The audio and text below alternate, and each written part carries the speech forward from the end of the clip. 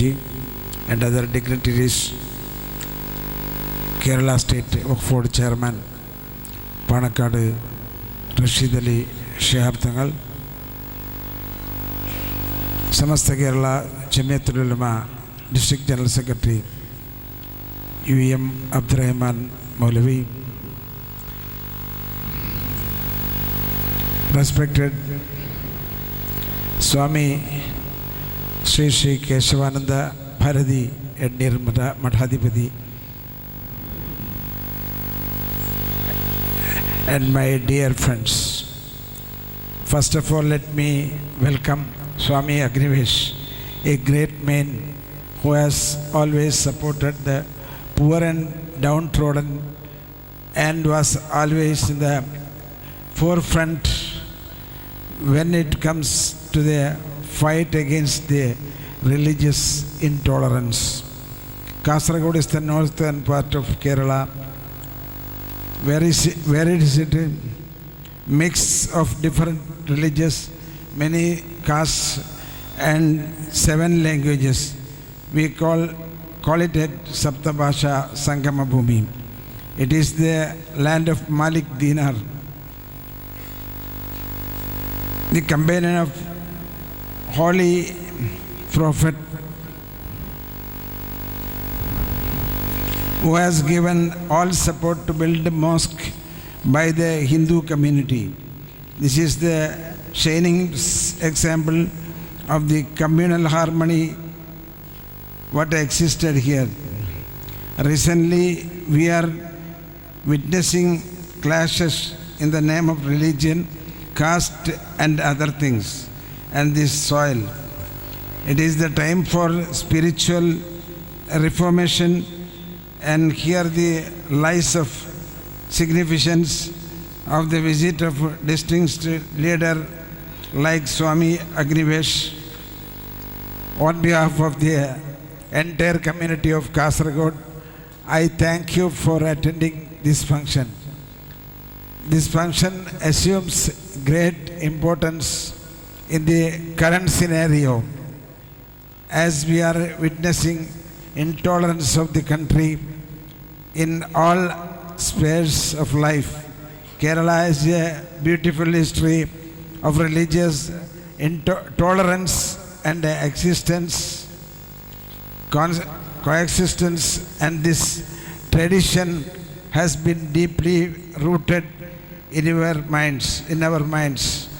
Even then, there have been attempts by unscrupulous elements of this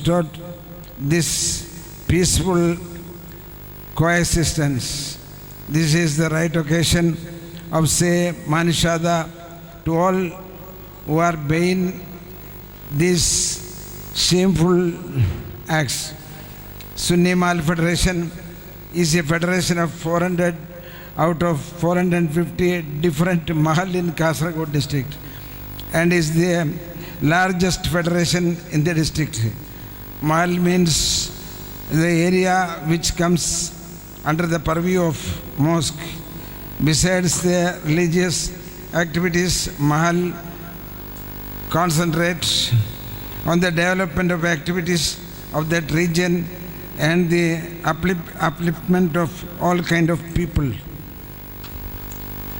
And we planned the Mahal Development and Empowerment Trust for the revival of Muslim society, which will launch in this function.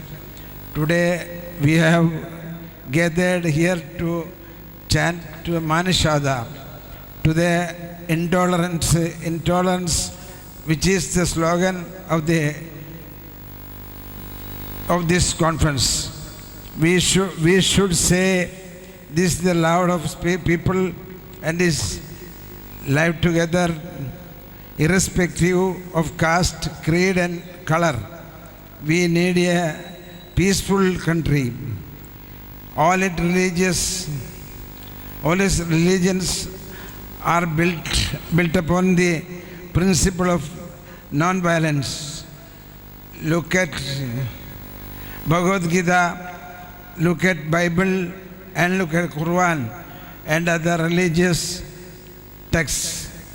They teach us to love each other and help each other. Our democracy is the last 70 years has been built on the idea that the nation may celebrate differences of caste, creed and conviction, color, culture, cuisine, costume and custom until rally around a democratic consensus. The pluralist consensus is on the simple principle that the democracy you don't really need to agree, except the ground rules of how to will disagree. One of these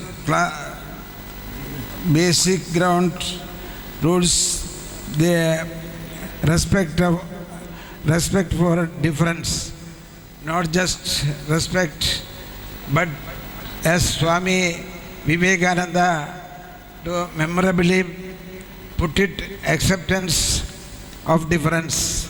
This rule ensures that our diversity is the source of India, strength, not a weakness, and the responsibility of the government is to uphold to that idea of difference and firmly, clearly reject any attempt to dispute it. Our Rashtrapati reminded us that the real debt is not our states, but in the minds of some of us. He is right. Yeah, shamed when foreign newspapers report daily about the mounting intolerance in our country. The impression has already gained ground that India is now governed by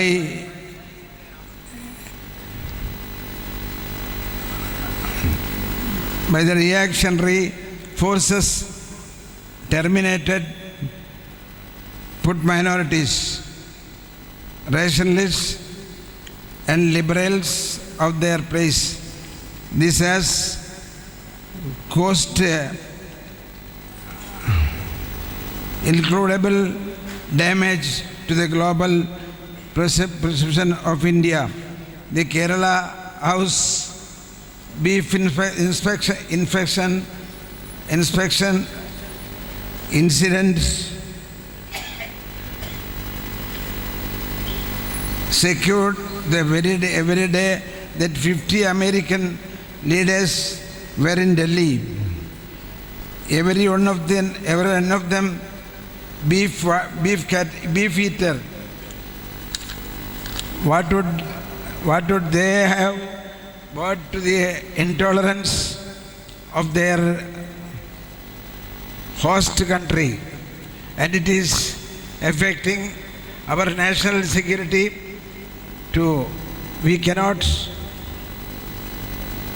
simultaneously sell ourselves to the world as land of pluralism, tolerance, Gandhism and Adide Devo Bhava, while promoting intolerance, communal hatred and minority insecurity within the country. The government must know you cannot promote Make in India abroad while condoning the propagation of hate in India at home India, the land that gave birth to many religious and ancient both the secularism and the free speech in Constitution has been having serious debate this past few weeks. I remind you that the excellence of Kannada language scholar Mr. M.M. Kulbargi as gunned down by the visitor of his residence. Kulbargi was a well-known critic, ideal worshipping practice adopted by most Hindus. Kulbargi's death followed the murder of a communist leader in February, as well as the 2013 killing the writer as committed the debagging aspirations, suppressions. The second trend that it is a increasingly violent reaction. Indians who consume beef. India has 175 million Muslims, more than the entire populations of Iran, Iraq and Saudi Arabia combined. Muslims, like others, contributed a lot of building and nation. In many ways, it is the antithesis, the countries of inclusion in this region. Long before India formally became India in 1947, it was a refuge for Armenian Christians, for Jews, for Zoroastrians, for a people of different religions from all over the world, multiple faiths and beliefs. Remarkably progressive constitution. When grim instances of welcome him at these several values which are the core of our nationhood. It is time to take notes. We must guard ourselves against the forces of violence, intolerance and uncreation. This was the words of President Pranab Mukherjee in this address to the nation on the eve of Republic Day. This is what again all have to literate. I have taken my share of time of refrain from prolonging. Let me once again thank Swami Agnivesh for being here. I request the entire community gathered here to work against intolerance and save our country. Thank you for all.